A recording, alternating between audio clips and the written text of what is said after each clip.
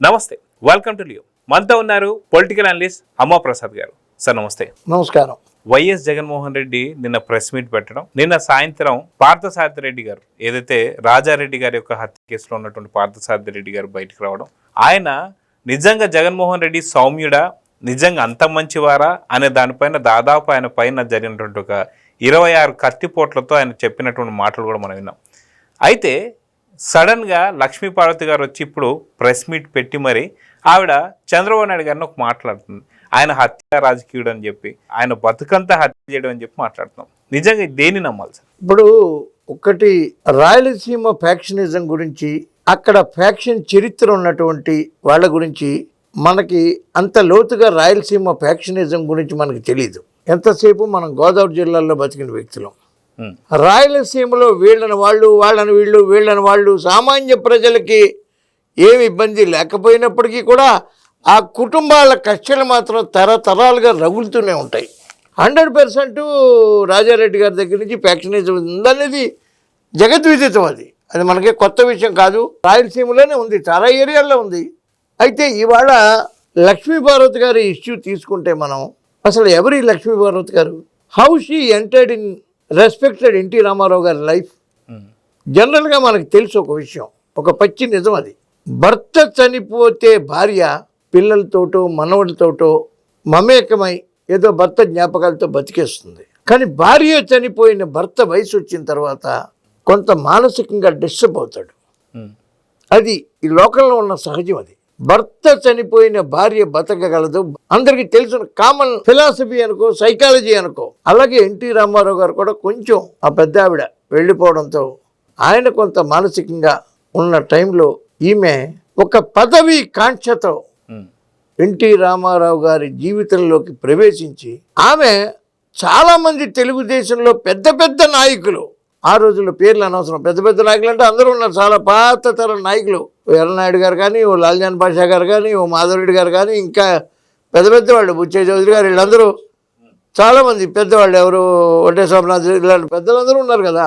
ఎవరు పెద్ద ఆయన్ని రామారావు గారిని కలవటానికి వెళ్ళినా కాళ్ళ మీద కాలు వేసుకుని, అన్నగారు బిజీగా ఉన్నారు, సమస్య నాకు చెప్పండి, ఎవరండి ఈమె, ఎవరు ఈమె, ఈమెకి సమస్యలు చెప్పేసి ఈమె ఆశీస్సులు తీసుకుని వెళ్ళిపోవాలా? ఆ టైపు ఈమె బిహేవియర్ వచ్చేటప్పటికి రామారావు గారు అమాయకులు అని అన్నారు ఆవిడ టీవీలో.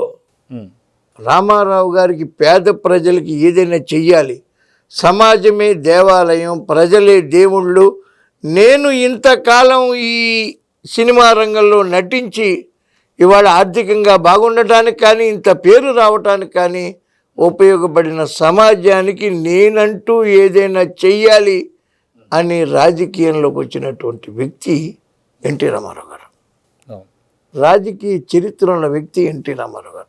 ఆయన బతికిన జీవితంలో ఈవిన ఎంటర్ అయినటువంటి పేజీ తప్ప మిగతా పేజీలన్నీ సువర్ణాధ్యాయమే. ఈమె చంద్రబాబు నాయుడు గారు పార్టీ తీసుకున్నారు, చంద్రబాబు నాయుడు గారు పార్టీని తీసుకోలేదు, చంద్రబాబు నాయుడు గారు పార్టీని కాపాడారు. చంద్రబాబు నాయుడు గారి రాజకీయ జీవితాన్ని అడ్డం పెట్టి పార్టీని కాపాడారు.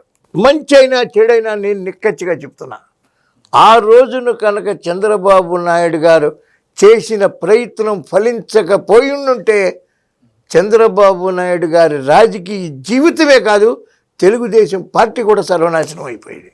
పెద్ద ఆయనకి కోపం వచ్చినా, పెద్ద ఆయనకి బాధపడినా, పెద్ద ఆయనకి నమస్కరిస్తూ, ఒక తండ్రి కుటుంబంలో ఒక తండ్రి ఓ చిన్న పొరపాటు తెలుసో తెలియకో చేస్తే నాన్న నువ్వు వాగు అని మనం ఎలా అంటామో అలాగా రామారావు గారికి నమస్కరిస్తూనే ఈ పార్టీని కాపాడి రక్షించి ఇవాళ 44 వసంతాలైనటువంటి పార్టీ. ఇంకా లక్ష్మీపార్వతి గారు, చంద్రబాబు నాయుడు నువ్వేమన్నా మంచి చేయి, పోయే ముందైనా కొన్ని మంచి పనులు చేసేళ్ళు అని అన్నారు కదా. చంద్రబాబు నాయుడు గారికి 24 క్లైమూర్ మైన్స్ పెడితే శ్రీ వెంకటేశ్వరుడు చెయ్యి అడ్డుపెట్టి కాపాడాడు. నాయనా నీకు పునర్జన్మిస్తున్నాను, ఇంకా చేయవలసిన పనులు కొన్ని ఉన్నాయని. ఎకరం 25,000 ఉండేటువంటి భూములు 150 కోట్లకు వెళ్ళినాయి. ఎక్కడ కుక్కటపల్లి, ఎక్కడ హైటెక్ సిటీ, ఎక్కడ మంచిరేవుల, ఎక్కడ నార్సింగు, ఎక్కడ కోకాపేట, ఎక్కడ మొత్తం ఎక్కడెక్కడికో పోయింది హైదరాబాద్. అంటే చంద్రబాబు నాయుడు గారు దగ్గరుండే డెవలప్ చేశారా? కాదు. ఒక వ్యక్తి చెట్టు పాతి నీళ్లు పోస్తే అది చిగురించి మొక్కలైతే ఫలాలు అందరికీ వస్తాయి. కమ్మ, రెడ్డి, కాపు, బ్రాహ్మణులు, అగ్ర కులాలు మాత్రమే విదేశాలలో ఉద్యోగాలు చేసే కాలంలో ఎస్సీ, ఎస్టీ, బీసీ, మాదిగ, కమ్మ, కుమ్మరి, చాకలి, మంగలి పిల్లలు ఇవాళ విదేశాలలో ఉద్యోగాల్లో ఉండి పిల్లలకి లక్షలు పంపిస్తున్నారనంటే దాని వెనక చంద్రబాబు నాయుడు గారి కృషి ఎంత ఉంది. హైదరాబాదు ఐఎస్బి తీసుకురావడంలో ఆయన కృషి ఎవరికైనా తెలుసా? లక్ష్మీపార్వతి గారు, ఈ వీడియో మీరు వినండి. వాళ్ళు బొంబాయి వచ్చారు ఐఎస్బి టైం, వాళ్ళకి సీఎం అపాయింట్మెంట్ 2 days పట్టింది. ఇది చంద్రబాబు నాయుడు గారికి ఎవరి ద్వారా తెలిసి వాళ్ళని హైదరాబాద్ పిలిచి చంద్రబాబు నాయుడు గారు స్వయంగా ఎయిర్పోర్ట్కి వెళ్ళి స్వయంగా వాళ్ళకి భోజనం వడ్డించి స్వయంగా ల్యాండ్లు చూపించి నేను చేస్తే వాళ్ళు ఏందిరా బాబు, ఈ బొంబాయి సీఎం ఏమో మహారాష్ట్ర సీఎం మనకి 2 రోజులు అపాయింట్మెంట్ అంటే ఇక్కడ సీఎం ఏమో మన కూడా ఇంత సర్వీస్ చేస్తున్నాడు ఈయన. హైదరాబాద్లో పెడితే ఒకసారి ఆలోచించండి, నేను ల్యాండ్ ఇస్తాను, మీకు అన్నీ కూడా సింగిల్ విండో సిస్టంలో సదుపాయాలు చేస్తాను అన్నాడు. ఆయన ఎందుకురా బాబు, ఈయన మహానుభావుడు, ఇక్కడే పెట్టేద్దామని ఇక్కడ ఐఎస్బి పెట్టారు. ఇవాళ prestige institution to the south India. తెలుసా లక్ష్మీభారతి గారు, మీకు ఏమైనా తెలుసా? జగన్మోహన్ రెడ్డి గారి పరిపాలనలో ఒక్క కాలేజీ వచ్చిందా? ఒక్క స్కూల్ వచ్చిందా? కియా ఎవరు తెచ్చారండి? చెప్పండి లక్ష్మీభారతి గారు. అమరావతిలో ఎస్ఆర్ఎం, విట్టు, అమృత ఎక్కడి నుంచి వచ్చాయండి? మెడిటెక్ విశాఖపట్నం ఎవరండి? మీరు ఇన్నాళ్ళు ఉన్నారు కదా, జగన్మోహన్ రెడ్డి గారికి కనీసం రోడ్లు వేయమని కూడా చెప్పలేకపోయారు. మీరు లిక్కర్ వ్యాపారం చేసినప్పుడు తప్పని జగన్మోహన్ రెడ్డి గారికి చెప్పారా? లిక్కర్ మరణాల మీద శ్వేతపత్రాలు తీస్తే ఆంధ్రప్రదేశ్ గందరగోళం అయిపోతుంది. ఇవాళకి తెలుగుదేశం గౌరవ చంద్రబాబు నాయుడు గారికి నేను రిక్వెస్ట్గా చెప్తున్నా, ప్రతి గ్రామంలోనూ మద్య మరణాలన్నీ కూడా శ్వేతపత్రం తీసి పంచాయతీ ఆఫీస్ బోర్డు మీద ఫోటోలతో సైతంగా పెట్టండి. ఏందండి సౌమ్యులు, ఎవరికి అపాయింట్మెంట్ ఇచ్చారు చెప్పండి? గౌరవ జగన్మోహన్ రెడ్డి గారు ఈ కార్యకర్తకి అపాయింట్మెంట్ ఇచ్చారు, ఈ నాయకుడికి అపాయింట్మెంట్ ఇచ్చారు, ఎమ్మెల్యేలతో కలిశారు. 5-6 సార్లు నెగ్గిన ఎమ్మెల్యేలు కూడా మీ సకల శాఖ మంత్రి సజ్జలను కలిసి వెళ్ళిపోవాలి, లేకపోతే ధనంజయ రెడ్డిని కలిసి వెళ్ళిపోవాలి, లేదా కృష్ణమోహన్ రెడ్డిని కలిసి వెళ్ళిపోవాలి. గోడ వెనకాలే కానీ గోడ లోపలికి రావడానికి లేదు. ఆ పాలన గురించి మీరు ఏదో చెప్తారు. మీరు నా కళ్ళతో చూశాను. లక్ష్మీపార్వతి గారు, చంద్రబాబు నాయుడు గారికి కొన్ని పేజీలైనా ఉంచుకోమంటున్నారు కదా ఆవిడ. కొన్ని పేజీలు కాదమ్మా, చంద్రబాబు నాయుడు గారికి పుస్తకమే ఉంది. ఆయన చేసిన అభివృద్ధి, ఆయన 40 సంవత్సరాల రాజకీయ జీవితం మీద ఎవరైనా పిహెచ్డీ చేయొచ్చు. మీకు డాక్టరేట్ ఉందో లేదో నాకు తెలీదు, ఏదో పిహెచ్డీ చేస్తే డాక్టరేట్ రావచ్చు కూడా, మీకు ఏమైనా తెలివి ఉంటే. లక్ష్మీపార్వతి గారు, మనం ఎవరినైనా విమర్శించే ముందు మనం ఏంటి, నేనేంటి అనేది మీరు నిర్ణయించుకోవాలి. మీకు మీరుగా నిర్ణయించుకుని ఎదుటి వ్యక్తి గురించి మాట్లాడాలి. చంద్రబాబు నాయుడు గారు ఒక నిఘంటు, ఒక లైబ్రరీ. మీకు తెలియని ఒక విషయం చెప్తా, మీరు తెలుగు పండితులుగా చెప్పుకుంటారు కదా, ఎవరికి తెలియని రహస్యం చెప్తా. హైదరాబాదు తార్నాకలో స్టేట్ ఆర్కీవ్స్ అని ఒకటి ఉంది. స్టేట్ ఆర్కీవ్స్, అందులో పురాతన గ్రంథాలు, పెద్ద పెద్ద పూర్వపు రాజుల చరిత్రలు అన్నీ ఉంటాయి ఆర్కీవ్స్. చంద్రబాబు నాయుడు గారు ముఖ్యమంత్రిగా ఉండగా స్టేట్ ఆర్కీవ్స్కి డైలీ వెళ్ళి చదువుకునేవారు. ఆ జ్ఞానమే, ఆ విజ్ఞానమే, ఆ విజనే ఇవాళ చంద్రబాబు నాయుడు గారు. సో ఇక్కడ ఇంత జరుగుతుంటే మీరేమో చంద్రబాబు నాయుడు గారు ఒక నిఘంటు, ఒక గ్రంథం అని చెప్పి మీరు మాట్లాడుతున్నారు. కానీ లక్ష్మీపార్వతి గారేమో పూర్తి ఆయన జీవితం అంతా కూడా హత్య రాజకీయాలని చెప్పేసి అంటూ, ఆయన ముఖ్యమంత్రిగా ఉన్నప్పుడే రాజారెడ్డి గారు చనిపోయారని, ఆయన ముఖ్యమంత్రిగా ఉన్నప్పుడే వివేకానంద రెడ్డి గారు చనిపోయారని చెప్పేసి మాట్లాడుతూ, అసలు రాజశేఖర రెడ్డి గారు మరణం వెనుక కూడా చంద్రబాబు నాయుడు గారు ఉన్నారని చెప్పి అంటున్నారు. మీరేమో గ్రంథం అంటున్నారు, ఆమెమో ఆయన హంతకుడు అంటున్నారు. ఇక్కడ చంద్రబాబు నాయుడు గారు ఇక్కడ చిత్తూరు, వాడది కడప. అది ఫ్యాక్షన్ నేపథ్య కుటుంబాలు. చంద్రబాబు నాయుడు గారి ఫ్యాక్షన్ ఏంటండి? చంద్రబాబు నాయుడు గారి ఫ్యాక్షన్కి చంద్రబాబు నాయుడు గారికి సంబంధం లేదు కదా, ఫ్యాక్షన్ కుటుంబమే కాదు కదా. మరి మా అల్లుడు హంతకుడు అని చెప్పేసి అంటున్నారు ఆవిడ. హంతకుడు అంటే ఆయన చంద్రబాబు నాయుడు గారు మటలు చేసి బ్యాచా? ఆవిడ అదే మాట్లాడటానికి నరం లేని నాలిక. భగవంతుడు ఒక నాలిక ఒక్కదానికి నరం తీసేసాడు. ఏదైనా మాట్లాడచ్చు, ఎవరినైనా మాట్లాడచ్చు, ఎవరెవరినైనా మాట్లాడచ్చు అండి. ఆవిడ ఎవరినైనా అంటది. ఆవిడ కోపం వస్తే ఈ పీఠాధిపతులు వీళ్ళందరూ చంపేశారు అందరినీ అంట మాట్లాడచ్చు ఆవిడ. ఆవిడ మాట్లాడటానికే ఉందండి. ఆ నరం లేని నాలుగు ఆవిడ చంద్రబాబు నాయుడు గారు తిరుపతి యూనివర్సిటీలో చదువుకున్నారు, చంద్రగిరి హై స్కూల్లో చదువుకున్నారు, తిరుపతి యూనివర్సిటీలో చదువుకున్నారు, తర్వాత ఎమ్మెల్యే అయ్యారు, కాంగ్రెస్లో ఎమ్మెల్యే అయ్యారు, మంత్రి అయ్యారు, తర్వాత తెలుగుదేశంలోకి వచ్చారు. ఎన్టీ రామారావు గారికి చేదోడు వాదోడుగా ఉన్నారు. కష్టకాలంలో నాదెండ్ల భాస్కరరావు గారు ఆ ఎమ్మెల్యేల సిస్టంలో కూడా బెంగళూరు ఎమ్మెల్యేలు తీసుకుని వెళ్ళి అక్కడ రఘుపతి గారు మంత్రి గారి ద్వారా కష్టకాలంలో పార్టీని ఆదుకుని అనుక్షణం అణువు ఎన్టీ రామారావు గారికి కూడా చేదోడు వాదోడుగా ఉన్న వ్యక్తి చంద్రబాబు నాయుడు గారు.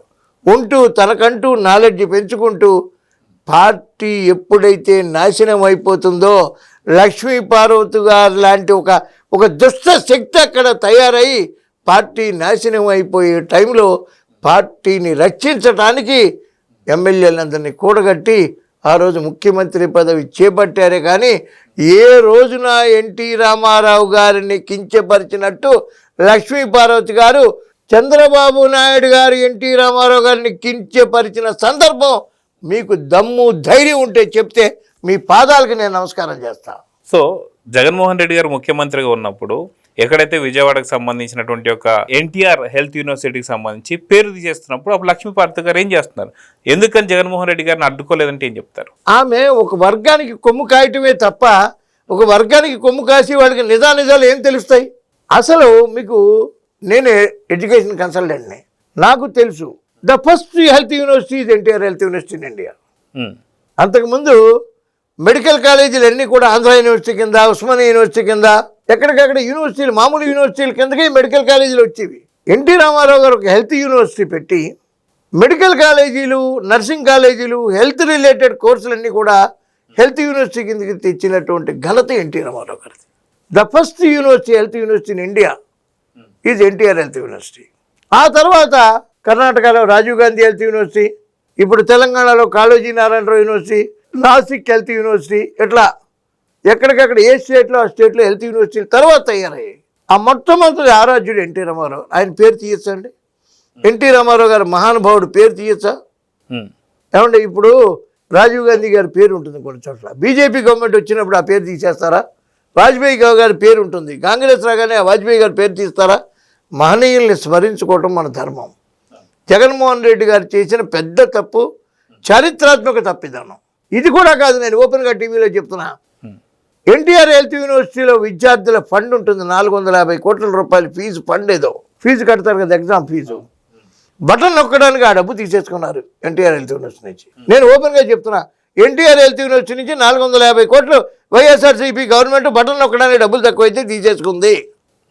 ఎన్టీఆర్ పేరు మార్చినప్పుడు లక్ష్మీభారతి గారు చెప్పాలి కదా, జగన్ గారు మీ మాటే వింటారు కదా, బాబు జగన్ గారు ఇది తప్పు, మహనీయుడు ఎన్టీ రామారావు నా భర్త, ఆ పేరు తీసేటువంటి అని అడగాలిగా.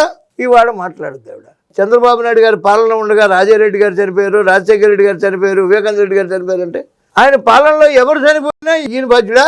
ఏంటంటే ఆయన పాలనలో ఎవరు ఎక్కడ చనిపోయినా ఈయన బాధ్యుడా? ఇప్పుడు మోడీ గారి పరిపాలనలో 3 మంది చనిపోయారు దేశంలో, ప్రతిదానికి మోడీ గారి బాధ్యుడా? అది సమంజసం, అది రాంగ్ కదా. వివేకానంద రెడ్డి గారు చనిపోయారు, మర్డర్ చేయబడ్డారు. మరి మీరు 5 సంవత్సరాల పరిపాలనలో ఉన్నారు కదా, 5 సంవత్సరాలలో దోషుల్ని శిక్షించలేకపోయారా? పోలీసు యంత్రాంగం మీ చేతిలో లేదా? ఇంటెలిజెన్స్ మీ చేతిలో లేదా? దోషుల్ని శిక్షించవచ్చు కదా. ఏమండి, ప్రతి దానికి చంద్రబాబు నాయుడు గారికి పూయటం, ఆయన్ని మనం రంగంలోకి తీసుకురావటం చాలా తప్పది.